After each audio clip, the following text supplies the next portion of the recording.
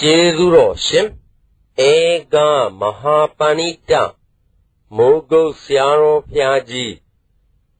အမရပူရာမြို့မင်္ဂလာကျောင်းတိုက်ဓမ္မယုံကြီးပေါ်တွင်12ရက်17လ56ခုနှစ်၌ဟောကြားဆုံးမတော်မူအပ်သောဝိပဿနာရှုသောပုဂ္ဂိုလ်တို့၏မှတ်တိုင်တရားတော်ကိုယ်ကိုယ်စစ်ဆေးနိုင်တဲ့အခြေအနေရအောင်ယနေ့ပြောဟုတ်ပါပါဗျာနော်ကိုယ်ကိုယ်စစ်ဆေးနိုင်တဲ့အခြေအနေရအောင်ယနေ့ပြောမယ်ဟုတ်ပါကိုယ်စစ်ဆေးနိုင်တယ်ဆိုတာကတော့အလုံးလုံးနေတဲ့ပုဂ္ဂိုလ်ကတော့စစ်ဆေးလို့ရတာပေါ့တကယ်စိတ်ဟုတ်ပါဗျာအားလုံးမလုပ်ဘူးဆိုတဲ့ပုဂ္ဂိုလ်ကတော့ဘာမှမရှိဘဲနဲ့ဘယ်လိုလုပ်ပြီးအမှားမှန်စစ်ဆေးမလဲစစ်ဆေးနိုင်ပါဘူးဗျာအဲဒါကြောင့်တကယ်စိတ်တို့အတွက်ဟုတ်ပါအားလုံးတရားဓမ္မတွေအတွက်စစ်သေးတဲ့နည်းကိုပြောရလိမ့်မယ်ဟုတ်ပါစစ်သေးတဲ့နည်းကိုပြောရလိမ့်မယ်ဟုတ်ပါအဲ့တော့တရားဓမ္မတို့ဝိပဿနာရှုနေတာလေသမာဓိဋ္ဌိလို့ခေါ်တာပဲဟုတ်ပါသမာကမှန်တဲ့ဒိဋ္ဌိကမြင်တာပဲဟုတ်ပါဗျာဝိပဿနာသမာဓိဋ္ဌိကလည်းအမြင်မှန်တစ်မျိုးဟုတ်ပါဟုတ်လားဟုတ်ပါမေဃသမာဓိဋ္ဌိဆိုတာမေဃကခရီးသမာဓိကမြင်တာဟုတ်ပါဗျာဟုတ်လားဟုတ်ပါအမှန်မြင်တာခရီးလမ်းမှန်ကိုအမှန်မြင်တာဟုတ်ပါမြင်ပုံချင်းတစ်မျိုးပါတစ်မျိုးစီပါလားတဲ့တရားဓမ္မတွေကမှားရတယ်မယ်ဟုတ်ပါပါဗျာမြင်ပုံချင်းတစ်မျိုးဟုတ်ပါဒီတော့ကထူးခြားတဲ့တွေပဲပေါ်လာလိမ့်မယ်ဟုတ်ပါအဲ့ဒါတရားဓမ္မတွေဘုန်းကြီးကသင်ထားတယ်ဟုတ်ပါဝေဒနာပေါ်လို့ရှိရင်ဖြင့်တရားဓမ္မတွေ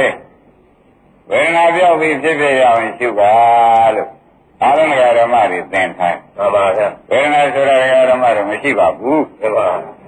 ဝေဒနာမရှိပါဘူးဓမ္မတွေအပြည့်အစုံရှိပါတယ်ဟုတ်ပါဒါတော့ရှုတဲ့ဘက်ကမှာပြည့်နေရတယ်ဆိုတာကသိကံပဲဟုတ်ပါရှုတဲ့ဘက်ကမှာပြည့်နေကြရင်ပြည့်နေရနေရပါဗျာအဘယ်ကြောင့်ဆိုတော့ဝေဒနာပြည့်ပြီးမှဘုန်းကြီးတို့ရှုတဲ့ဉာဏ်ကပေါ်နိုင်တယ်မှန်ပါဗျာဝေဒနာပြည့်ပြီးမှရှုတဲ့ဉာဏ်ကပေါ်နိုင်တော့ဒီဓမ္မတွေနဲ့အပြည့်ပဲတွေ့တယ်လို့မဆွနိုင်ဘူးဟုတ်ပါဗျာအပြည့်အနိစ္စပဲဟုတ်ပါဒါကြောင့်ဥပါဒနာဉာဏ်သည်ဝိပဿနာသမာဓိသည်ဉာဏ်လည်းခေါ်ခြင်းခေါ်သမာဓိသည်လည်းခေါ်ခြင်းခေါ်ဟုတ်ပါကဲဒီနေ့တော့ဥပဒနာသမာဓိပဲဥပရိပန္နတလာတဲ့အတိုင်းပြောချက်ပါဟုတ်ပါဗျာအဲဒီဥပဒနာသမာဓိကတော့ဓမ္မတို့ဖြစ်သွားတဲ့တရားတွေအပြည့်ကိုသာမြင်တယ်လို့မှတ်ကြသမ်းပါဟုတ်ပါဝိပဿနာသမာဓိကတော့ဓမ္မတို့ဖြစ်သွားတရားအပြည့်ကိုမြင်တယ်လို့မှတ်လိုက်ပါဟုတ်ပါဗျာရင်းပြီဝိပဿနာသမာဓိရှိနေတဲ့ဓမ္မတွေတပည့်တော်တို့ဗျာအပြည့်ကြီးမြင်နေတာပဲဖြစ်ပြီးပြတ်တာတွေပဲမြင်နေတယ်အေးဟန်ရပါလေအဲ့ဒါဝိပဿနာသမာဓိခေါ်တယ်ဟုတ်ပါရှင်းမလားရှင်းပါဒါကြောင့်ဝိပဿနာသမာဓိကပြန်ဓမ္မတို့အပြည့်ကိုလွတ်လို့မရဘူးဟုတ်ပါဝိပဿနာသမာဓိက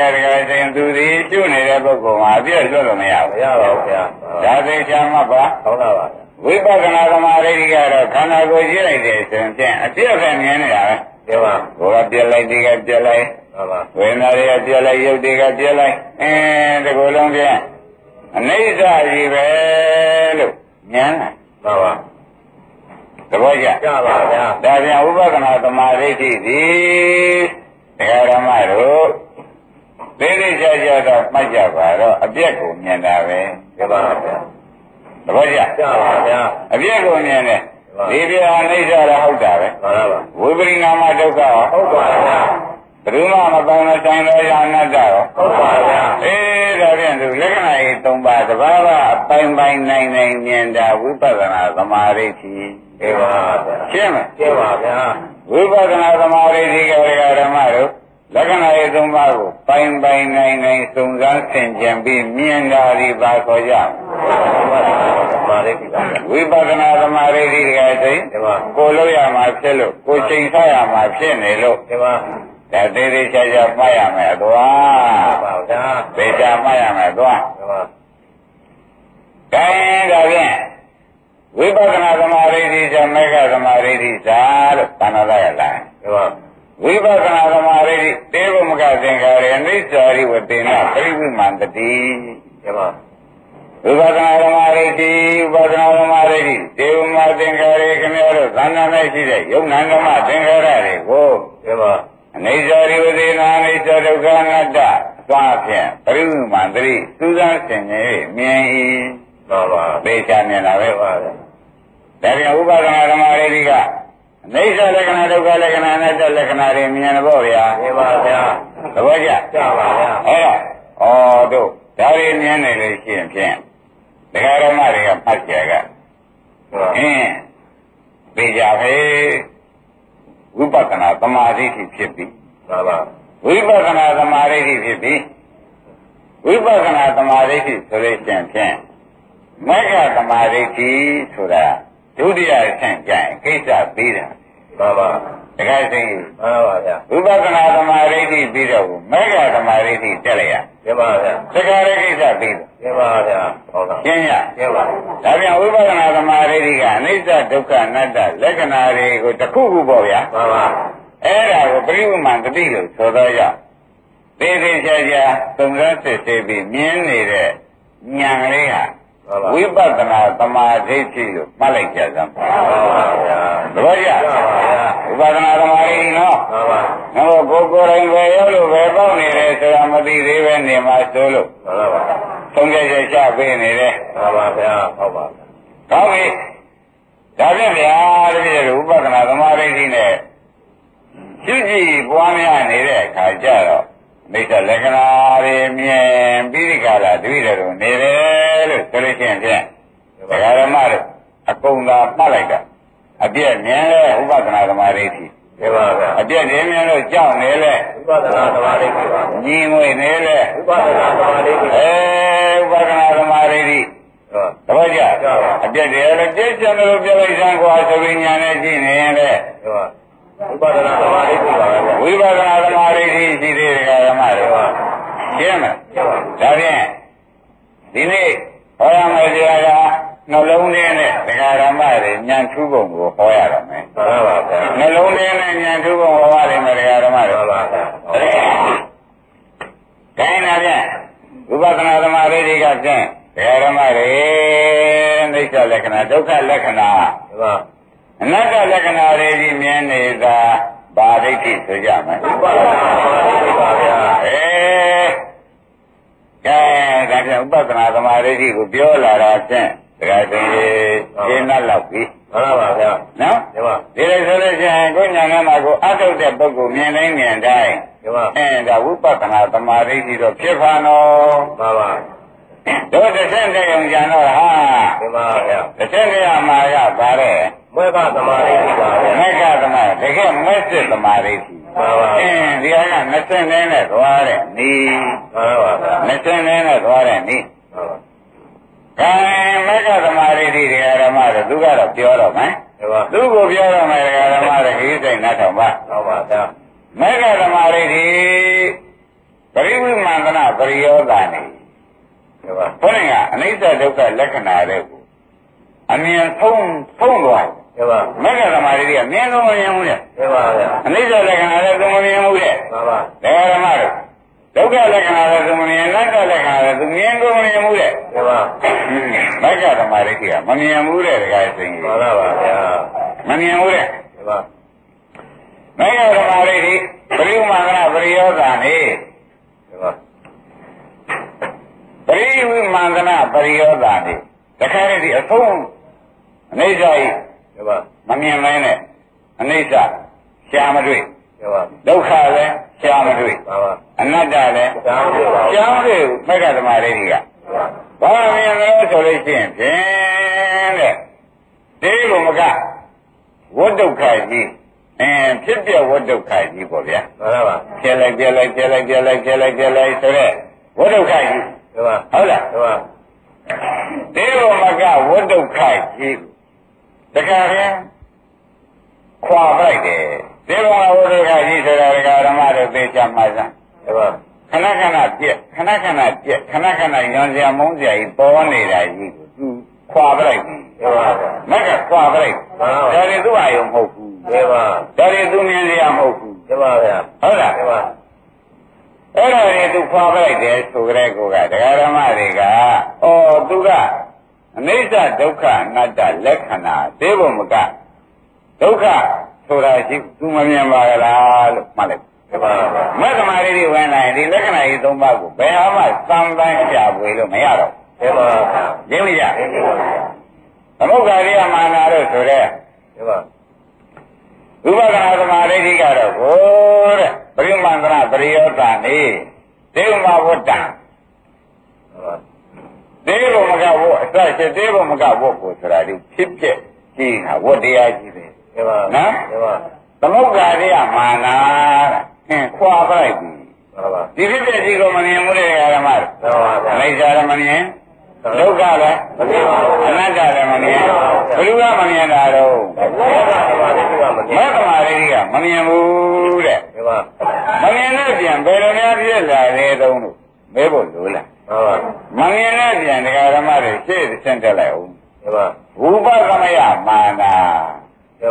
ဝုပသမယမာနာလို့ဆိုတော့ကြောင့်ဒီဖြစ်တာတဲ့ဒီအနိစ္စတွေဒုက္ခတွေအနတ္တတွေကိုငြိမ့်နေတဲ့သူမြင်တဲ့နေရာမှာတရားဓမ္မတွေအနိစ္စဒုက္ခအနတ္တကိုငြိမ့်နေအနိစ္စဒုက္ခအနတ္တကိုမတွေ့ဘူးတဲ့အနိစ္စဒုက္ခအနတ္တငြိမ့်တဲ့သဘောသူမရှိတဲ့သဘောလေးတာမြင်တယ်သဘောကျမေဃဓမ္မတွေကအနိစ္စဒုက္ခအနတ္တမရှိတဲ့ငြိမ့်တဲ့သဘောလေးမြင်တယ်သဘောကျမေဃဓမ္မတွေကတော့ဘာမြင်လို့ရဓမ္မတွေမေဃဓမ္မတဲ့သဘောလေးကိုနေပါဗျာဒါကသိရင်နေရာကြလိုက်အနိစ္စဒုက္ခအနတ္တကိုတဲ့ဝတ္တရားတွေဖြစ်လေသောကြောင့်အဲ့ဒီဝတ္တရားတွေမမြင်မဲနဲ့သူတို့ငြိမ့်တာလေးကိုသာတင်တဲ့မြင်ပြီးတကလားနေတယ်ပါသူမြင်မုံကတစ်မျိုးပါမှန်ပါပါအနိစ္စလည်းမမြင်ဘူးမှန်ပါဗျာဒုက္ခရောမမြင်ပါဘူးအနတ္တမမြင်ပါဘူးအတုပါတွေဘာမှမကောင်းတာဘူးလေမမြင်ပေါ့ဗျာမှန်ပါဗျာမေဃဓမ္မရိကလေမှန်ပါဗျာမကောင်းတာဘူးလေဘာမှမမြင်ပဲနဲ့ငြိမ်းတာလေးတခုမြင်တယ်ပါဒါလေးအဖြစ်ဒီနေရာအဖြစ်ငြိမ်းချမ်းတဲ့နေရာပဲဖြစ်ပြလည်းမရှိဘူးငြိမ်းချမ်းနေတာလေးပဲမြင်ရတယ်လို့ကိုယ်ကံတာလက်ကြည့်လိုက်ငြိမ်းချမ်းတာပဲမြင်တယ်ပါဗျာဖြစ်ပြရှားမတွေ့ပါဘူးဘာလဲမြင်ငြိမ်းချမ်းတာလေးငြိမ်းချမ်းတာလေးမြင်တယ်ကောင်းပြီဒါကတရားဓမ္မတို့ဗာရိတိတယ်မေဃဓမ္မရိဓမ္မတို့တရားတို့ငြိမ်းချမ်းတာလေးမြင်နေတယ်ဖြစ်ဖြစ်ဒီလုံးဝမလားအနိစ္စဒုက္ခအနတ္တတွေမလားပဲနဲ့ငြိမ်းချမ်းတာပဲမြင်နေတယ်တဲ့ကောင်းပြီဒီလိုငြိမ်းချမ်းတာတော့ဖြင့်မြင်ပြီဆိုတာသဘောကျပြီတဲ့ညာမြင်ကတော့ငြိမ်းချမ်းတာပဲမြင်နေတယ်ဆိုလို့ရှိရင်မေဃဓမ္မရိတိလို့မှတ်လိုက်ပါဟုတ်ပါဗျာသဘောကျဒကာရှင်တဲ့ကိုရေးနော်မှန်ပါဗျာအားလုံးဓမ္မတွေဘယ်လိုရေးပါလဲအလုံးလုံးတဲ့ပုဂ္ဂိုလ်ကြီးကိုရေးလို့မှတ်လိုက်ကြစမ်းပါအလုံးလုံးတဲ့ပုဂ္ဂိုလ်ကြီးကိုရေးကိုဒီအမျိုးဆိုတာတည်ကြရတယ်တည်ပါဗျာသုံးပြချက်ကိုဗျာတည်ပါဗျာသုံးပြချက်ဒကာဓမ္မတို့အလုံးစကမ်းတွေဘယ်ပေါက်နေလို့ဘယ်ရောက်တယ်ဆိုတာကိုမှတ်တိုင်ထားတာမှန်ပါဗျာလမ်းပေါ်တဲ့ဘုကမိုင်းနေကြည့်သွားတဲ့ခါကျတော့ရောက်လို့ပြီးမရောက်သေးဘူးဆိုတာသိရတယ်ပေါ့ဗျာသိပါဗျာဒီမှာမတ်တိုင်တစ်ခုပြောနေသိပါဗျာမတ်တိုင်တစ်ခုပြောနေတဲ့ဒကာဓမ္မတို့မတ်တိုင်တစ်ခုကိုပြောနေပါတယ်ရင်းပြီသိပါဗျာဒါပြန်သူကငြိမ်းချမ်းတာမြင်နေတယ်သိပါမေဃဓမ္မရိတိအမြင်ကတစ်မျိုးဟုတ်လားဝိပဿနာဓမ္မရိတိအမြင်ကတစ်မျိုးပါဗျာဝိပဿနာဓမ္မရိတိကတော့ခေါင်းကပြည့်စုံစီမြင်နေလက္ခဏာတွေမြင်နေပါပါဗျာမေဃဓမ္မရိတိကတော့ဒါတွေမြင်တော့သိပါဗျာဒါတွေသုံးတာနဲ့ငြိမ်းတာပဲမြင်နေပါဗျာဒါကစိတ်မကွာဘူးပါဗျာကွာလိုက်တာအဲ့တော့ဒကာဓမ္မတို့ဘုဒ္ဓဇင်မြင်တဲ့အရိယာအမြင်ကိုဖွဲပြောနေတဲ့တရားပဲသိပါဗျာဒါကြောင့်အထုကိစေပြီးဒီကာလမပါလို့ပထမကတည်းကမေတ္တာရက်ခဲ့ပါဗျာအရေးကြီးလို့ပြောပါတယ်နော်အရေးကြီးလို့ပြောပါတယ်ဓမ္မတို့ဘုရားရဲ့သက္ကန်းနဲ့လမ်းစီကားလိုက်ရင်ဗေမတ်တိုင်ရောက်ရင်နိဗ္ဗာန်ဗေမတ်တိုင်ရောက်ရင်ရောက်ပါသိပါဗျာဆိုတာဝေဘာနိုင်တယ်မှန်ပါပါဝေဘာနိုင်တယ်ဓမ္မတို့နော်အဲ့တော့ဝိပဿနာဓမ္မရိတိလက္ခဏာရေး၃ပါးကလက္ခဏာတွေမြင်တယ်မေဃဓမ္မရိတိကအဲ့ဒီ လက္ခဏာတွေဆုံးငြိမ်းချမ်းတာလေဒီလက္ခဏာတွေမရှိတာမြင်နေဒီလက္ခဏာတွေကဒုက္ခသစ္စာတွေဟုတ်ဗျာဒီလက္ခဏာတွေကဒုက္ခတွေဖြစ်နေတော့ဒါတွေမမြင်တော့ဘူးကွာဒီဥပသမယမာနာလို့ဆိုတော့ကြောင့်ငြိမ်းတာပဲသူအာရုံပြုနေတယ်သဘောကျအဲ့ဒါဘာလို့လဲဆင်ရသမာဓိရှိပါဗျာမေဃသမာဓိရှိနော်မေဃသမာဓိကငြိမ်းတာရဲ့သူအာရုံပြုနေတယ်ဝါညာနဲ့တဲ့ဘယ်လိုဝါဒအိဋ္ဌလက္ခဏာဒုက္ခလက္ခဏာတွေနဲ့ညာနဲ့တဲ့ပါဗျာအခုမညာကတော့တရားဓမ္မတွေအဲ့ဒီလက္ခဏာတွေနဲ့မတည့်ပဲနဲ့ငြိမ်းမှုနဲ့ညာနဲ့တဲ့ပါဗျာသဘောကျပါဗျာဒါကမေဃသမာဓိနှုတ်တော်ဖြင့်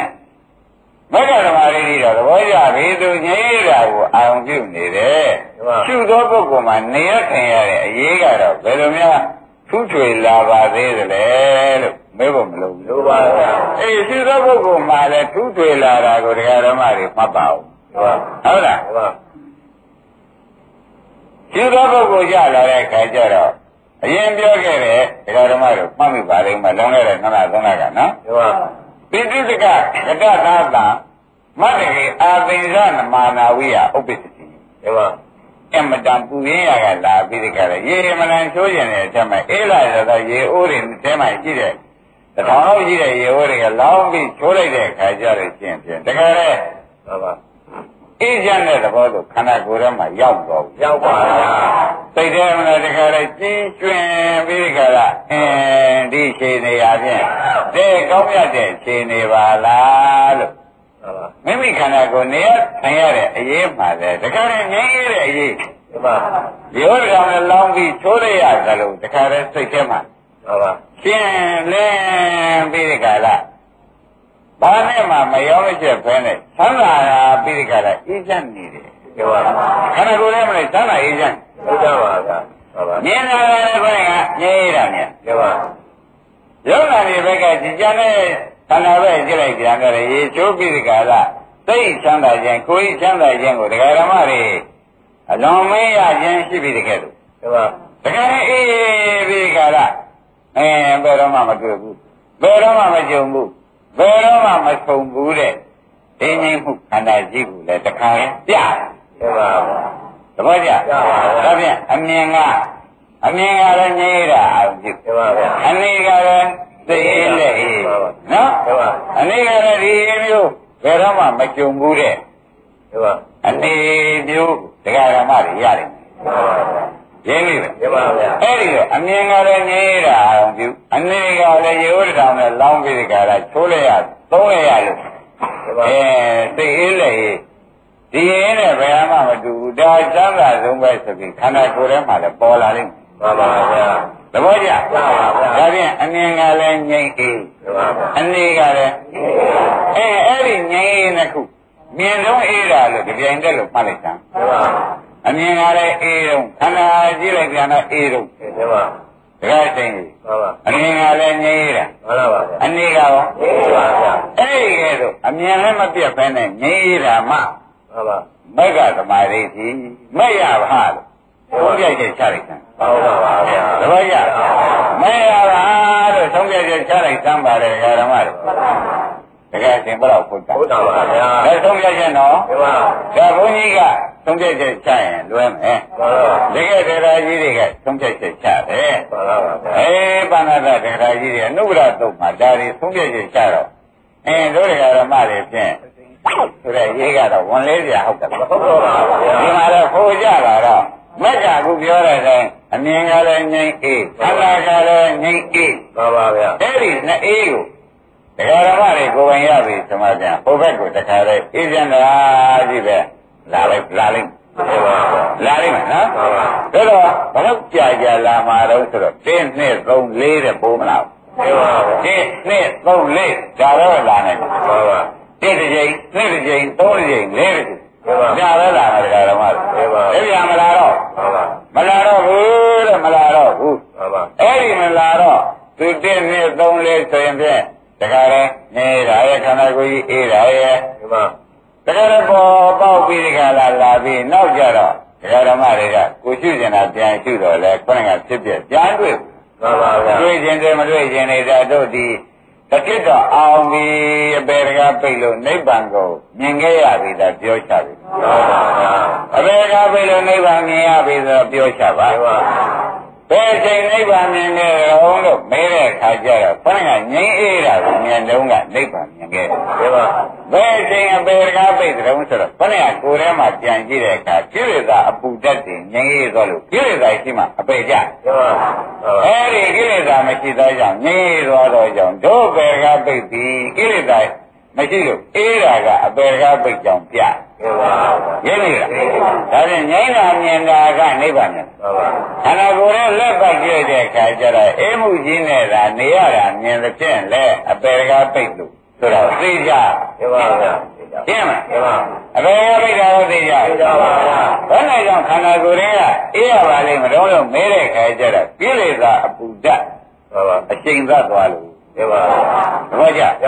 အပေရောက်စေတတ်တဲ့ကိလေသာအပူဓာတ်တွေအချိန်သတ်သွားလို့အေးလိုက်တာပါဗျာအဲဒီအေးလိုက်တော့ကြောင့်တို့အပေကပိတ်တယ်လို့သုံးပြချက်ချပါဗျာနားလဲတို့နိဗ္ဗာန်မြင်ခဲ့ပြီဆိုတာခေါင်းကလက္ခဏာရေးသုံးပါဘာမှမတွေ့ပဲနဲ့ဟုတ်လားဝိကျွတ်သွားတာလေးငြိမ်းအေးတာလေးကိုမြင်ပါလိမ့်မယ်ဟောဒီနေရာမှာငါကဒုက္ခကိုအခုတော့ကြည်သားဒုက္ခဆိုကြာမရအောင်ပဲမြင်တဲ့အမြင်လေးမရဘူး။ငါကဒီနေရာပြက်လိုက်တာအိဋ္ဌလက္ခဏာဒုက္ခလက္ခဏာအနတ္တလက္ခဏာတွေပြည့်လို့ပေါ့ဗျာ။အဲ့ဒါတွေတခုမှရှာမနေဘူးဒါတွေကထိုးဥပြီးရှာမနေဘူးအကောင်းကြီးပဲ။အပြည့်မရှိတဲ့နေရာရောက်သွား။အဲ့ဒါကနိဗ္ဗာန်မြင်တာ။ဒါကြောင့်နိဗ္ဗာန်လည်းမြင်လို့ခင်ဗျားတို့အပေတကားပိတ်သဘောကျနိဗ္ဗာန်လည်းမြင်သေးဘူးလားမြင်ပါဗျာငြိမ်းရပါပါလေသိပါပါဗျာလက္ခဏာရေးသုံးပါးကိုမတွေ့သဘောကျဘာမတွေ့တာပါလက္ခဏာရေးသုံးပါးကိုမတွေ့ဘူးမညာကဘာတွေ့လဲလက္ခဏာရေးသုံးပါးမရှိတာတွေ့အိဋ္ဌမရှိတာဒုက္ခမရှိတာအနတ္တမရှိတာကြောက်เสียလန့်เสียမရှိတာဆင်းရဲမျိုးစုံမတွေ့ကြုံတာဒါရင်းကြီးမြင်သဘောကျအဲ့ဒါနိဗ္ဗာန်မြင်တာသဘောကျလားအဲ့ဒီတော့နိဗ္ဗာန်မြင်တော့မှမြင်တဲ့ချိန်လေးမှာပဲခန္ဓာကိုယ်ရဲ့ကရေဝတ်ထောင်တဲ့ခန္ဓာကိုယ်မှာအေးလာတော့ရင်နဲ့လောင်းလိုက်တယ်ခန္ဓာကိုယ်ကြီးကလည်းနေရထိုင်ရတာတခါတည်းအေးငြိမ့်ပြီးဒီကရသွားတော့ဟုတ်လားအဲ့ဒီအေးတာကကိုယ်ရဲ့အေးတာကဘာတော့ပြကိုအပယ်မင်းငြိမ့်တာဟုတ်ပါဗျာငြိမ့်နေလားကိုယ်ရဲ့ကအေးတာဘာပါလဲအပယ်မင်းငြိမ့်တာဟုတ်လားဉာဏ်နဲ့မြင်တာကဘာတော့ဆိုတော့နိဗ္ဗာန်မြင်တာဉာဏ်နဲ့အေးမြင်တာဘာတော့နိဗ္ဗာန်ပါဗျာကိုယ်ရဲ့အေးတာကအပယ်မင်းပါဗျာအဲ့ဒါသိသိချာချာမှာဟုတ်လားဒါသိချာမှတ်ကြတယ်ဓမ္မတို့ဒါသိချာမှတ်ပါအတော်ရေးကြီးလို့ပြောနေတဲ့တကားပါမှန်ပါဗျာအတော်ကိုရေးကြီးလို့ပြောနေတာဒါရီဟာတကယ်စိအလုကမအတွက်မှာဖြင့်သူ့မတိုင်နဲ့သူသွားရတဲ့ခရီးကိုပတ်တယ်မပါပဲသွားရတာတော့မောတာပဲရှိမှာမှန်ပါဗျာဘယ်ကဲခဲ့လို့ဘယ်ရောက်မှလည်းမသိပဲနဲ့ရောက်တာမှပဲရင်ချတဲ့အသွားမျိုးမဟုတ်ပါဘူးမှန်ပါဗျာပထမသင်္နမမှတ်တိုင်ရှိပါတယ်မှန်ပါအနည်းနာမမှတ်တိုင်ရှိပါတယ်မှန်ပါဗျာအဲဒီမှတ်တိုင်အစဉ်တိုင်းလျှောက်တဲ့အခါကျတော့ဘယ်မှတ်တိုင်ရောက်လို့ရှိရင်နိဗ္ဗာန်မှန်ပါဗျာဘယ်မှတ်တိုင်ရောက်လို့ရှိရင်ရောက်ပါမှန်ပါနိဗ္ဗာန်နဲ့ရောက်ပါဆိုလို့ရှိရင်ဖြင့်ဘယ်လိုကချမ်းသာကြုံမဲလို့ရှိရင်ဖြင့်တရားစိမ်ပဲနဲ့ရှိရောက်ပလာကချမ်းသာပါဗျာရောက်တယ်နဲ့ချမ်းသာတယ်ဆိုတာသဘောကျအဲဒါကြောင့်ရောက်တဲ့အခါလေရောက်မှန်းပြီကိုရလဲဘုရားဘုန်းကြီးကသတိပေးတာဟုတ်ပါဗျာဟုတ်လားနေတာကိုလည်းနီးမှန်းသိအောင်ပေါ့သတိပေးပါဗျာဥပဒနာညာကတော့လက္ခဏာရေးသုံးပါမြင်နေလို့နီးပါမှန်ပါဗျာသဘောကျမေဃဓမ္မရတိကတော့ဖြင့်ဒီဥစ္စာငြိမ်းရတာကိုလည်းမြင်ဟုတ်လားခန္ဓာကိုယ်ရတဲ့ငြိမ်းရမှုနဲ့ကြုံမှန်ပါဗျာဒါရတော့ဖြင့်ရောက်ပါဆိုတဲ့ဟုတ်ပါနေရပဲမှန်ပါရှင်းမလားရှင်းပါဗျာရောက်ပါဆိုတဲ့နေရာပဲဆိုတော့ဒကာဓမ္မတွေကနေတဲ့ပုဂ္ဂိုလ်လည်းနေပြီမှန်ပါရောက်တဲ့ပုဂ္ဂိုလ်လည်းရောက်အောင်သွားဖို့အရေးဆိုတော့ဒကာဓမ္မတို့လုံလပရိယပြင်းထန်ပေးလိုက်လို့ရှင်ဖြင့်ရောက်ပါဆိုတဲ့ဥစ္စာဟာမှန်ပါကိုယ်ငကိုကအယံသွားရတာပေါ့ဟုတ်ပါဘုရားဘုန်းကြီးကဒီနေရာရောက်ပြီမှန်ပါဗျာမှန်ပါတယ်ဒီနေမျိုးကြုံလို့ဒီမျိုးရလို့ရှိရင်မှန်ပါရောက်ပြီ ဒီမြင်မျိုးကြုံရဆိုတာအေးငြိမ်းအေးတာကိုမြင်တယ်လက္ခဏာတွေသုံးပါမမြင်မနဲ့လက္ခဏာတွေသုံးပါမရှိတာကိုမြင်တယ်အပြည့်ဖြစ်တယ်ဘာမှမရှိတာမြင်တယ်ဟုတ်လားခန္ဓာကိုယ်နဲ့ရရတာတော့တခါချင်း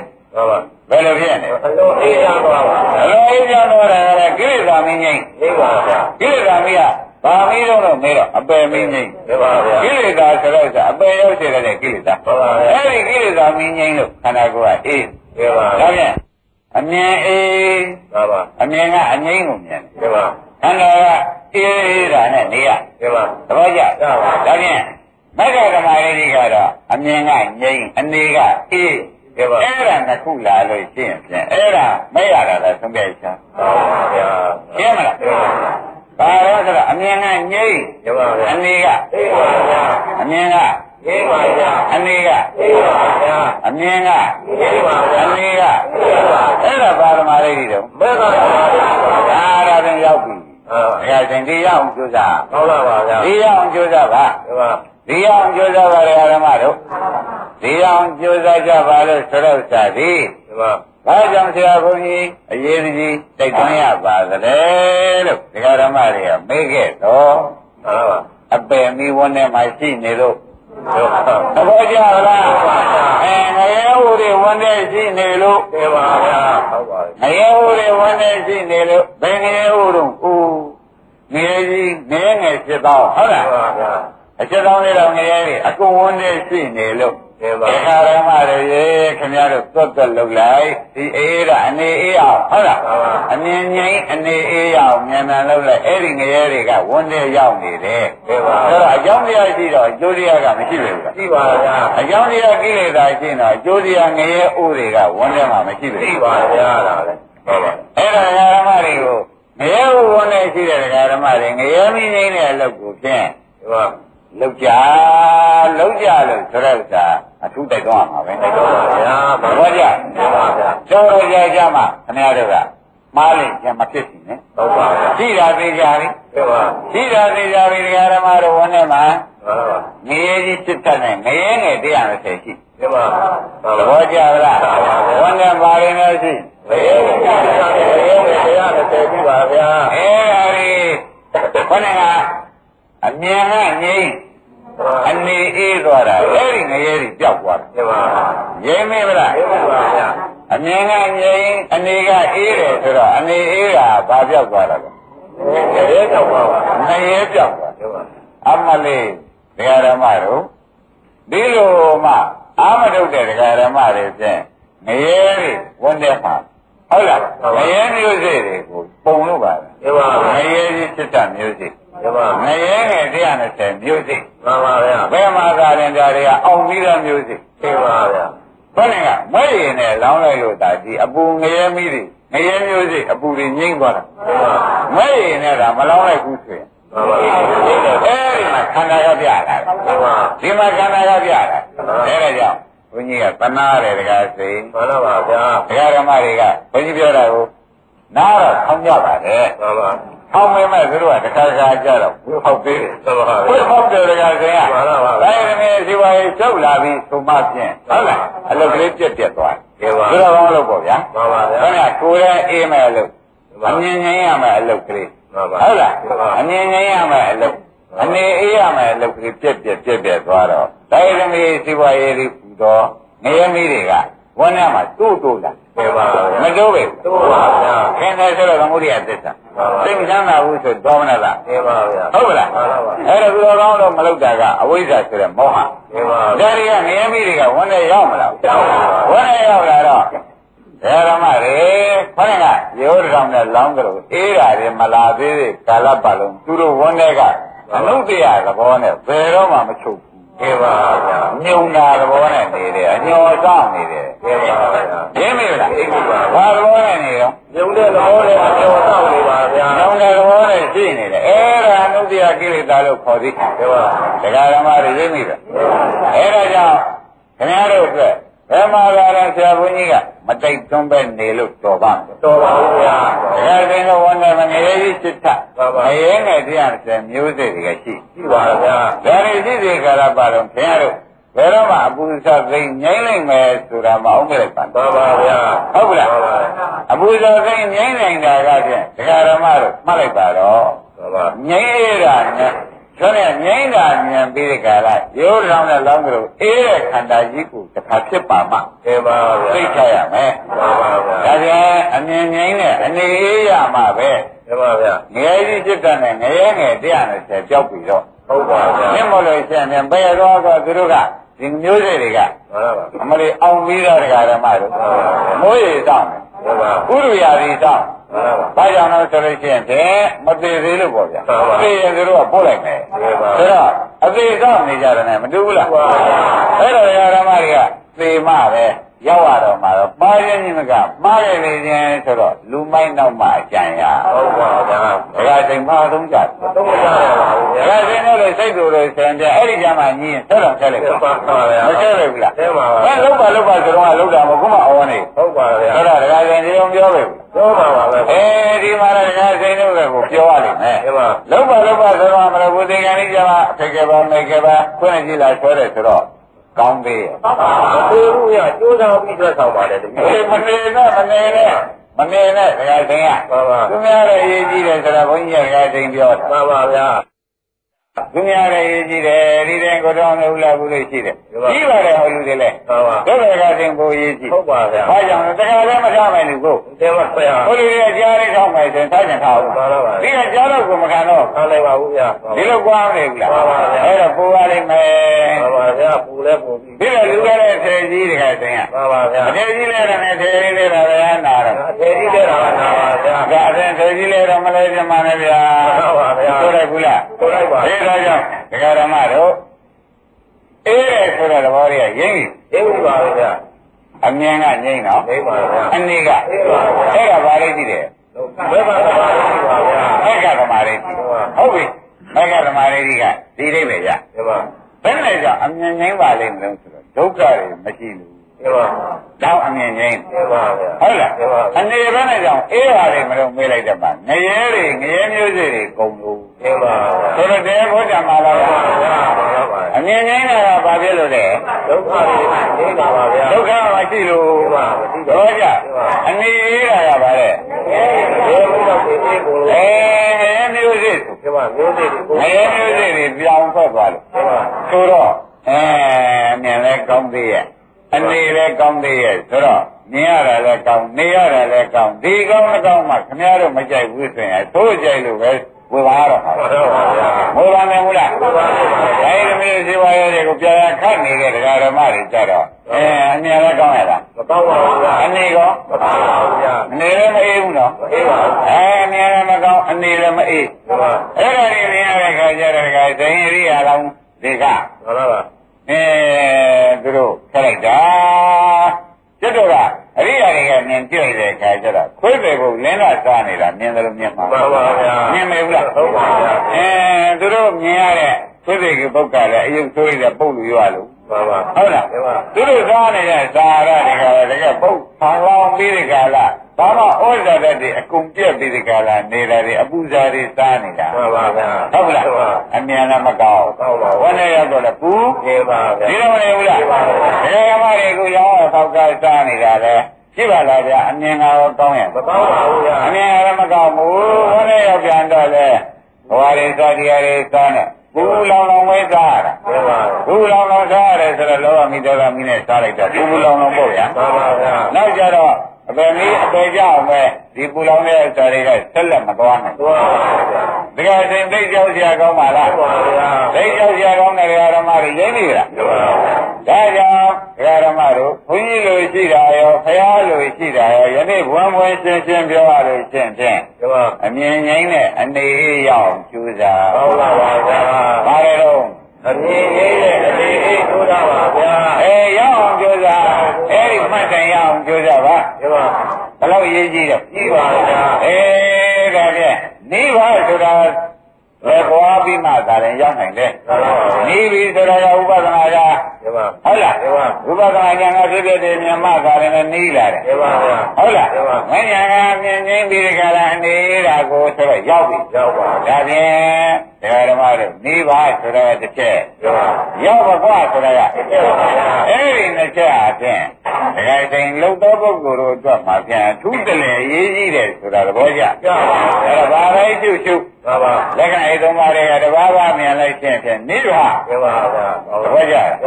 ဘယ်နဲ့ပြောရတဲ့အမြင်ကငြိမ်းအနေကအေးသွားရင်တော့ရောက်ပြီမဆိုနိုင်ဘူးလားအေးဒါကြောင့်နိဗ္ဗာန်မြင်ပြီဆိုတော့လေဒုက္ခငြိမ်းတာမြင်တာဟုတ်လားခုမှပဲအေးရတော့ပဲဆိုတော့လည်းပယ်မိသေးလို့ငရဲမျိုးစိတ်တွေသေးလို့အဲ့တော့ဒကာဓမ္မတွေဝန်းထဲမှာငရဲမျိုးစိတ်ပေါင်းဘယ်လောက်ရှိသလဲဆိုတော့ငရဲစစ်တိုက်မျိုးစိတ်ငရဲငယ်120အဲ့ဒါတွေငြိမ်းမှအေးတာလာတာကူအဲ့တော့မိတ်ရစဉ်သံသခင်အေးချမ်းတယ်ဆိုတာသဘောကျအေးဒါကြောင့်မိတ်ဆိုတာတစ်ချိန်ကြလိုက်တာနဲ့တခါရဲငရဲကြီးဖြစ်တာအပူတငရဲငယ်တရားနဲ့ဆရာပူတယ်အကုန်ငိမ့်ပါတဲ့လည်းတကူကြည့်ပါအေးတဲ့လည်းတကူကြည့်အဲ့ဒီတကူကြည့်တဲ့စီရအောင်ခင်ဗျားတို့အခုဒီလိုလဲရောက်ခါနေတယ်ပဲအဲကြိုးစားပြီးဒီကလာဒီကစင်ရေးသွားလိုက်မယ်စင်ဖြင့်ရောက်တော့မှာပဲဆိုတာမသိကြဘူးအဲ့ဒါနဲ့ဘာမှရွေးမနေနဲ့ရောက်သွားကြဆိုတဲ့အိဗယ်ပြောရအဲ့ဒါဝိသုဒ္ဓကိုဘုန်းကြီးထုတ်ပြပါမယ်ဒကာဓမ္မတွေသိကြတဲ့သိကြအောင်နော်ဘုရားသခင်ကိုရမေကြီးတော်ဒီဇေရန်ကျောင်းတော်နဲ့သတင်းသုံးနေတော့ခဏမောက္ကလနာခဏမောက္ကလနာဆိုတဲ့ပုံနာရဘုရားနဲ့ဒါပြီးဒီကလာအာမဘကာမဘစကားပြောပြီးဒီကလာနဲ့ရှင်ကြီးတော်မှာတဲ့တပည့်တော်ကပုံနာဆရာတွေပါပဲခဏနေသင်ပေးပါတယ်တဲ့အတွက်ချက်ဒီရတော့ဒီကိုနားလည်းချင်းနှစ်ကိုသင်ပေးတယ်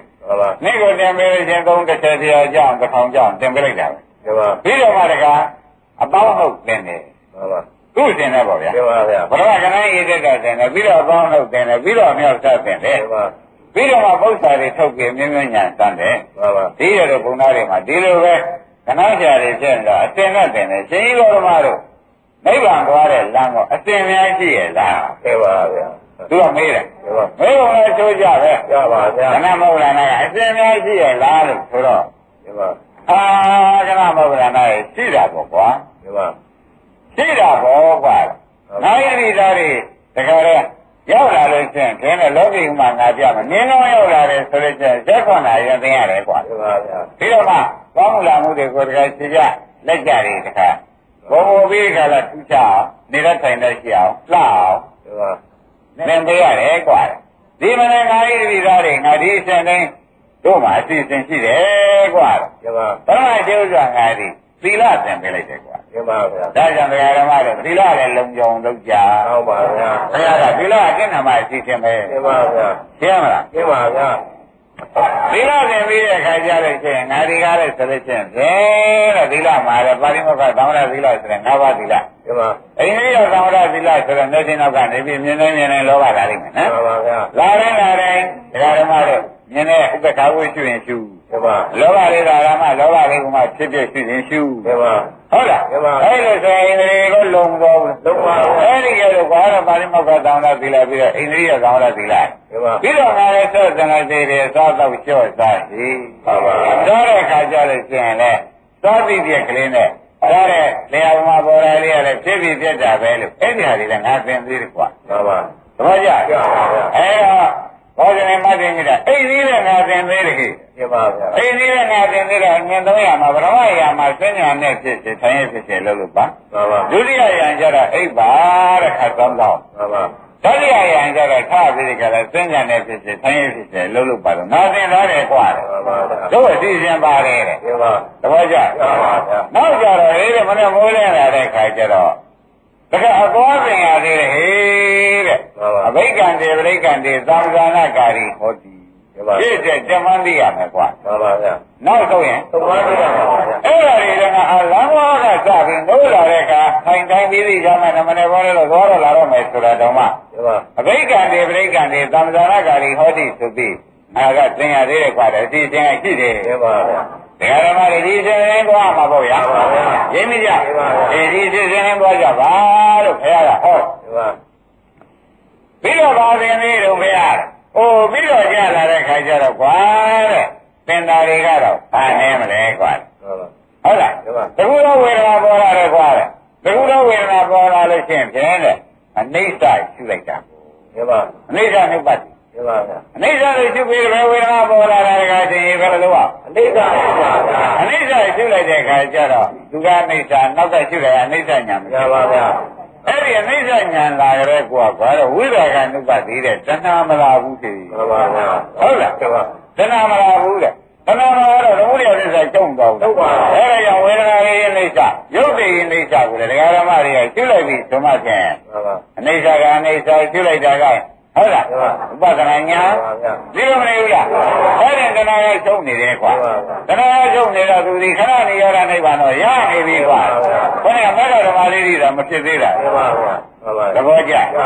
အဲ့ဒီတော့ငါကအသိစင်းနဲ့သင်ထားတာပါကွာတဲ့အသိစင်းကုန်ပါပါတယ်တဲ့သီလရဲ့ကွာတဲ့နောက်ကြတော့အိန္ဒြေလုံးကြုံမှုရဲ့ကွာတဲ့နောက်ကြတော့ဘောနီလာနီးရဲ့ကွာအိန္ဒိစာနီးပေါ့ဗျာအဝတ်ချဝတ်နီးသံဃာရိပတ္တသုရဂါရဏေသမဇာနာကာရီဟောတိဆိုတဲ့အတိုင်းအဝတ်ချဝတ်တာဓမ္မဝတ်ရှင်တဲ့နန္ဒီဖြစ်ပြပေါ့ဗျာဝတ်တဲ့ရုပ်ကအကုန်တင်လိုက်ပါတယ်ကွာငါမတင်တာဘာမှမရှိဘူးဒါနဲ့ဘုရားရဲ့တက်ပြီးလာပြန်ဒါဖြင့်ရှင်ကြီးကောကအရှင်ဘုရားတို့နေရပြန်အစီအစဉ်လည်းကောင်းပါပြီဗျာတို့တော့အရှင်ဘုရားတပည့်တွေကလည်းမနေလားတပည့်တွေကမနေလားတော့အရှင်ဘုရားဒီတပည့်တွေဒီနည်းတိုင်းတင်လို့ရှင်ဖြင့်ဒီအမြဲရှိနေတဲ့နိဗ္ဗာန်ကြီးကရောက်ရမယ်ဗျာကဲပါဗျာတပည့်တွေရောက်ခဲ့လားတဲ့သူကမေးလိုက်ကဲကွာတဲ့တပည့်တွေရောက်ခဲ့လားလို့မင်းကခဏမောကလနာဘုံနာမေးလို့ရှင်ငါရပြောရတာပေါ့ကွာတဲ့လူတယောက်ကသောတိပြီးမေးတယ်ကွာဘယ်လားတော့တုံးလုံးမေးတယ်သောတိပြီးရောက်ဘူးတဲ့ပုဂ္ဂိုလ်ဆယ်ကြီးဒီလန်းကသတိနာကျရင်ဒီရွာကြီးတွေ့တယ်ဒီရွာတွေ့လို့ရှိရင်ဟောဒီကရှေ့သွားအရှေ့သွားနေကုန်းတစ်ခုတွေ့တယ်မယ်အဲ့ဒီနေကုန်းကနေရှေ့သွားဈေးလေးတစ်ခုတွေ့တယ်မယ်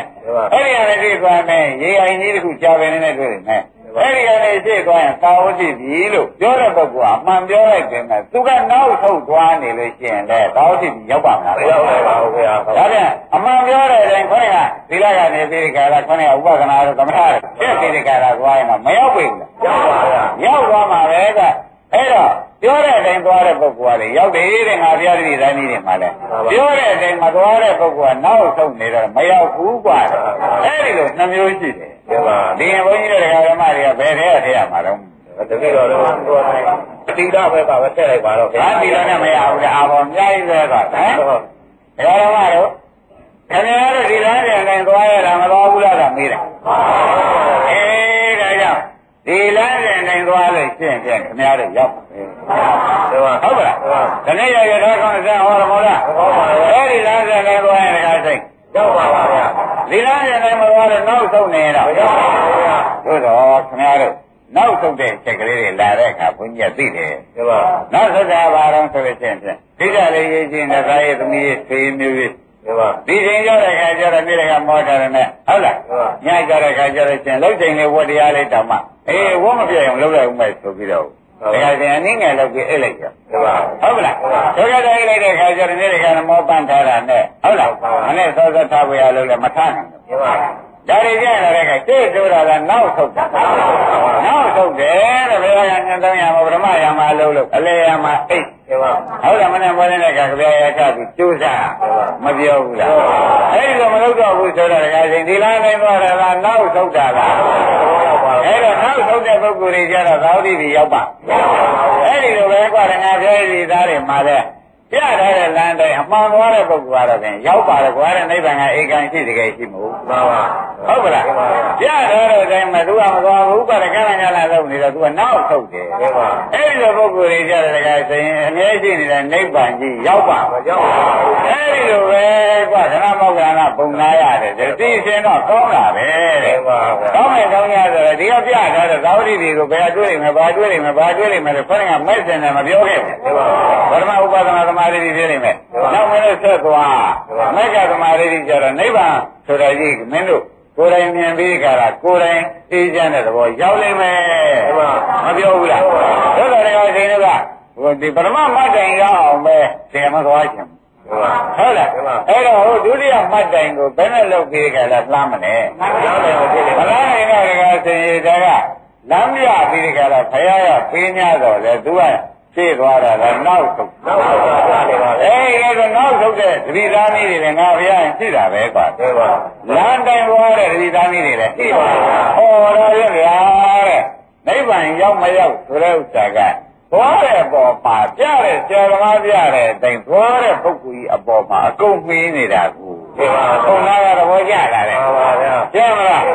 အဲ့ဒါလည်းဓမ္မတို့ဘုံနာမေးတဲ့အချက်လဲသူကအကွက်ကြပဲမှန်ပါဗျာမှန်ပါလေဒီလားအယမနာမနဲ့လည်းမဲတဲ့နိဗ္ဗာန်လည်းရှိနေတာပဲတဲ့တို့တော့ရှင်ဘုရားဤဒီသာမိတွေအကုန်ပဲရောက်ကြတာဟုတ်ပါဘူးသာသီပြီးသွားသလိုပဲကွာတယ်လမ်းပြကငါကလမ်းပြချင်းနဲ့သူတို့အမျိုးမျိုးပုံပုံပြတာပဲကွာတယ်ဒီနေရာရွာဒီနေရာနေကုန်ဒီနေရာကြတဲ့ရှင်စေကလေးဒီနေရာနေဥယျာအဲ့ဒီဥယျာကဟောပဲသာသီပြီးရောက်ပြီလို့ပြော냐တော့လေသူကအဲ့ဒီလမ်းတိုင်းမသွားဘူးကွာနောက်ဆုံးနေလို့ရှင်မရောက်ဘူးဒီမှာလေငါဘုရားကပထမရှိဥစ္စာဥပဒနာသမာဓိရှိကိုခေါ်လိုက်တယ်အဲ့ဒီတိုင်းခင်ဗျားတို့ကကျိုးစားမှာပေါ့မှန်ပါဗျာအဲ့ဒီကျိုးစားပြီးကြရရနေရမှာလားရှေ့ဆက်ရရှေ့ဆက်တဲ့ခါကျတော့ရရှင်ဟုတ်လားအမြင်ကြီးအနေဆိုတဲ့ပတ်တိုင်ရအောင်ရောက်ပါမသွားဘူးမသွားဘူးဗျာဓမ္မတွေအဲသမီးစီပါရေးကချုပ်ပြီးကြလာလားဒီနေ့တော့ဒါတော့တော်တော့ခမိုင်းဆိုတဲ့နဲ့ပြင်ကြတော့ပြေရောရပါမလားဗျာမရနိုင်တော့တကယ်စင်ဒါကနောက်ဆုံးလို့မရဘူးပါဗျာဟိုမှာတကယ်ရှိတကယ်ရှိဆိုတဲ့သာဝတိပြည်နဲ့တူတဲ့နိဗ္ဗာန်ကြီးကမရှိဘူးရှိပါဗျာဒါတော့သူ့အတွက်ဘယ်နဲ့ကြောင့်မရတာပါလိမ့်မရတာပါဗျာရိပ်မိမလားရိပ်ပါဗျာဒါဖြင့်ဓမ္မတို့ဘောတန္တရာတုံးကဖြင့်ဘယ်လိုများနေခဲ့ရတယ်လို့မေးလို့ချင်းပြန်လမ်းတော့မတွေ့ဘူးခြေတော့နောက်ဆုံးသာထောင်းဘောတန္တရာတုံးကရောက်ဖို့အမြင်နဲ့ရေးရရင်ရောက်ဖို့ရေးကိုဖြင့်ဒကာဓမ္မတို့ဘယ်နည်းမှမမြင်ဘူးမြင်နိုင်မှာအခုတော့ပြန်မြင်တော့မြင်ပြီဘုန်းကြီးဒကာဓမ္မတွေပထမရှိဥစ္စာလက္ခဏာရေးသုံးပါးတစ်ပါးပါမြင်ဥပဒနာသမာဓိတိလောက်ရတယ်မှန်ပါဗျာနောက်ကြလာတဲ့အခါမက္ခသမာဓိတိဖြစ်အောင်တခါတည်းနေတာမြင်ဟုတ်လားငိမ့်တာမြင်ပြီးအေးတာကိုယ်ဝင်ရအောင်မှန်ပါဗျာမလောက်ရဘူးလောက်ပါဗျာအဲဒီမှာလောက်ရမှမှန်ပြီးရတဲ့နဲ့ဓမ္မတွေကတော်တော်လေးတဲ့ဒါကြတော့လောက်ရမှာပဲလေဟုတ်လားဟုတ်လားတနေ့တော့ပြင်ပြက်သွားပြီမတတ်နိုင်ဘူးဟုတ်ပါဟုတ်သွားတဲ့ခြေတော့ကိုကြော့လိုက်တာဟုတ်ပါဗျာသွားတဲ့ခြေတော့ကြော့လိုက်တဲ့အခါကျတော့သက်ပြန်ကြတော့ပြင်းထုကတက်လာသေးတယ်ပြင်းပြီလားသက်ပြန်ကြတော့ပြင်းထုကတက်လာတယ်လုတ်တရားကြီးနဲ့ရှုပ်လာတယ်ဘဝဆောင်ဝတ္တင်မဟာမလတ်တဲ့ရရေးတွေကရောရှုပ်လာပါဗျာအဲ့ဒီကြလာတဲ့ကတပည့်ရွှေ့လိုက်ဒီမှာနောက်ကြည့်ဆုံးတပည့်ရွှေ့လိုက်ခဏရွှေ့လိုက်ဆိုတော့ရှေ့ဆိုတာကနောက်ဆုံးပါဗျာကျတော့နောက်ဆုံးရင်မှတ်တယ်ပဲမရဏမင်းကမဲနောက်ဆုံးလာတယ်မဲအလကားကောင်ပဲဆိုပြီးဆွဲသွားတော့ဘုရားရင်းနေလားအဲ့တော့မင်းအသေးချောင်းနဲ့ဆိုပြီးကြလားမင်းဖမ်းခံလာပြန်ပြီဆိုပြီးတော့မရဏမင်းကခင်ဗျားတို့မတတ်ဘူးအဲ့တော့နောက်များဆုံးမဲ့စိတ်ဘူးနဲ့မဘူးပါဘူးဗျာနောက်ဆုံးမဲ့စိတ်ဘူးနဲ့အသေးသွားလိမ့်မယ်ရင်းနေလားခင်ဗျားတို့ကငကိုယ်တော့ကအမိခံနေတော့ကတော့ကိစ္စမျိုးအခုတော့လွတ်ပြေးပါမယ်ဆိုပြီးတဲ့ခါတော့ပြေးနေတဲ့ဓမ္မတွေကြတော့မရဏမင်းကလုံးအောင်ပြေးနိုင်တယ်မပြေးရင်တော့မင်းဒီပြင်းနေကြပုဂ္ဂိုလ်ဟာတခါမိတယ်ဆိုလို့ရှိရင်လွတ်ပါမလွတ်ပါဘူးဘာလို့လို့တုံးကြပြေးပြီးဒီလုံးမလွတ်ပါဘူးအဲဒီတော့ခင်ဗျားတို့ကဒီချိန်နေရောက်နေတယ်ရင်းပြီလားဘယ်တော့သွားတော့ရဲ့ကိုရနိဗ္ဗာန်ရှိတဲ့နေရာရောလားဟုတ်လားအမြင်ချင်းအနေအေးတဲ့ချိန်မသွားဘူးလားဟုတ်နောက်ဆုံးနေရင်ဘာပြမှရှင်းတော့မင်းလည်းရောက်တော့ပါဘယ်တော့လဲကတကယ်ဒီတရားတော်ပုဂ္ဂိုလ်တွေကလည်းလက်ပြရောက်နေတယ်အထူးကျိုးစီရလို့တဲ့ဒီပုဂ္ဂိုလ်ကတော့လောက်ပြေးမဲ့ဆိုမှပြန်လဲလာတော့သူပြေးရတယ်ဆိုပြီးဘယ်နဲ့လဲမတော်တော့ပါဘူးဗျာအဲ့ဒီကပါမှာပဲဆိုပါသေးတတိတော်တော့ရိပ်ပြီလားနောက်တော့ပါဗျာရလည်းမနေပါဘူးဗျာနောက်လည်းမဆက်ပါဘူးဗျာမတော်နေရကြပါလားဗျာမှန်ပါဗျာဒါကြရတော့တို့အခုပြောတဲ့တရားဒီပြေးတဲ့လက်စားနဲ့ရောက်အောင်ကလွတ်ရကျွတ်ရပြေးကြပြီတော့လို့ဆိုတော့စိတ်သက်သာအောင်ပြောလိုက်မှန်ပါဗျာဟုတ်လားအဲ့တော့ခင်ဗျားတို့ကြည့်တာဘုန်းကြီးရဲ့ဥစ္စာခင်ဗျားတို့60လို့ထင်နေမယ်ခင်ဗျားတို့ကရှေ့ပြေးပါဒီကမင်းရဲ့မန္တကလုံးမှာမဟုတ်ဘူးဒီမင်းကလုံးမှာမဟုတ်ဘူးဆိုတာသူကကြည့်ပါလားဗျကာမာရတိခုတ်ပြီပါကတဏှာစစိနာမိတ်ကဘိဝေရိဇာမာနောလာဘာတိဒုက္ခန္တနာရိတာဒီမှာဧတေရကမာရသေနာဘူးဗျ သူကဒီမန္တမင်းတက်ကဆက်ရကနဲ့သူကတားထားတဲ့တဲကကျွတ်တော့ထွက်ပြေးတာမှန်ပါဗျာဟုတ်ပါအဲ့ဒါဒီပုဂ္ဂိုလ်ကိုမိတယ်ဒီနေ့ကြတော့ဘယ်နဲ့လုပ်ပြီးသူ့ကိုအတော့အကြောင်းမပူရင်တော်ပါသူကတည်းကလွတ်လာတယ်ကျွတ်တော့ခင်ဗျာပါရင်ကံမုန်းနဲ့တော့မလိုက်တော့ပါဘူးဟုတ်လားမမွေ့လျော်တာလည်းမရှိတော့ပါဘူးဒီကမ္မနာနဲ့ပဲမွေ့လျော်ပါတော့မယ်ဒီလိုမန္တမင်းတက်တဲ့အကုန်ကျော်ခုန်ပြီးထွက်လာပြီးမှနောက်ပြန်ဆုတ်တော့မနာလားနာတော့မန္တမင်းကကျင်းထားတဲ့ပုဂ္ဂိုလ်ရဲ့ပါဝင်ဖြစ်မှာပင်တင်းကလေအဲ့ဒီကျင်းထားတဲ့ပုဂ္ဂိုလ်ရဲ့ပါဝင်ဖြစ်တာသူများတဲ့တို့အသိနေနိုင်မယ်ဆိုတာကောမသိကြဘူးလားမကူလားဒီကုရုရှင်အကန်းတွေကတော့သူကလိုချင်တဲ့အချိန်မှာသူတို့ဘယ်မှမပြေးတော့ဘူးဆိုတာသိမပြေးတော့ဘူးဆိုတာသိတော့သူတို့တက်ခင်းဆိုင်သေးတာဟိုပြေးတော့ကိုပြန်ထုတ်လာလို့ရှိရင်လားသူညံသုံးတယ်မှာပဲမလာပဲဘူးလားအဲ့ဒါနောက်များသုံးမစင်ကူနဲ့မလွယ်ဘူးဓမ္မတွေကအေးဓမ္မတွေနောက်များသုံးကျင်သေးလားဟုတ်ရဲ့သူများနဲ့တူသလားအသေးစီပြီးဒီကရာအသေးမရဏမင်းကတတ်လိုက်မယ်ဖြတ်လိုက်မယ်ဆိုတာဓမ္မတွေညံ့မလို့သေးလားတရားစဉ်အရင်ပုဂ္ဂိုလ်မျိုးမဟုတ်ဟုတ်ပါလားဒီမဲ့ဒီလောအောင်ပြေပြန်တော့မလာခဲ့နဲ့ပြန်တော့လည်းနှစ်သက်တို့နဲ့ကိုကံပြီမယ်မစိုးရဘူးလားအကြောင်းဓမ္မတို့ဒီဝိပဿနာသမာဓိရှိရောက်ပြီးတဲ့ပုဂ္ဂိုလ်ကမက္ခသမာဓိရှိကိုရောက်အောင်သွားလိုက်ဟုတ်ပါဗျာဟုတ်လားအဲ့ဒီကပြန်မလာခဲ့နဲ့ဥပဒနာသမာဓိတွေကလည်းပြန်ပြီးမလာခဲ့နဲ့ဟုတ်ပါဒါရသမီးစီဝါရေးကြောင့်လေးကိုပြန်လာလို့ကျရင်လည်းသင်္မင်းကဖမ်းမယ်ဟုတ်ပါဗျာရောက်တာနေမှပြန်လာတာကိုငကိုယ်တော့ရှားလာလို့ဆယ်မတွေ့တဲ့အခြေအနေမျိုးရောက်ဟုတ်ပါအခုတော့သူမျိုးကြီးတွေကမှပြီးနောက်ဆုတ်လာတယ်ဟုတ်ပါရင်းနေလားအဲ့တော့ကောင်းလေးနဲ့တူတဲ့နိဗ္ဗာန်ကြီးရောက်သေးရဲ့မရောက်ပါဘူးအဲ့ဒီလိုပုဂ္ဂိုလ်လည်းရှိသေးတယ်ကွာခဏမောက္ခဏာပုံနာရတယ်ဒီလိုပုဂ္ဂိုလ်တွေကလည်းရှိသေးတယ်ဟုတ်ပါဗျာဟုတ်သားပဲဗျာလမ်းပြပေမဲ့လည်းလမ်းကိုနောက်ဆုတ်သွားတဲ့လူနဲ့ရှေ့ဆိုးသွားတဲ့လူနဲ့ကအတော်ချမ်းသာပါကလားလို့ဟောကြတယ်ဟုတ်ပါဗျာရင်းနေလားဒါပြင်ဓမ္မတွေကအခုပထမဥပဒနာသမာဓိကိုရောက်ပြီမို့လားဟုတ်ပါဗျာမေဃသမာဓိဆိုတော့အမြင်ငိမ့်အနေရောက်ဟာတစ်ဆင့်တက်လိုက်အောင်ဟုတ်ပါဗျာသိဝေးသလားမဝေးပါဘူးဗျာမဝေးပါလို့တို့တာပြုတော့တာဖြစ်ပါဗျာနောက်မဆုတ်ခင်နဲ့ဟုတ်ပါဗျာဟုတ်ရဖမ်းတော့မှာပဲဒီကအရင်လူတွေမဟုတ်တော့ဘူးရင်းနေကြဆိုတော့သိနေပြီရင်းနေကြဒီကရဝမ်းလာလို့ရှိရင်တော့မျက်မျက်ရှိမှပဲသတိသားတဲ့မိတွေတွေ့တယ်မျိုးတွေကသိစီလိုက်နေမယ်ရိပ်မိဗလားအဲ့ဒါကြောင့်ဓမ္မတို့ဒီနေ့ပြောလိုက်တဲ့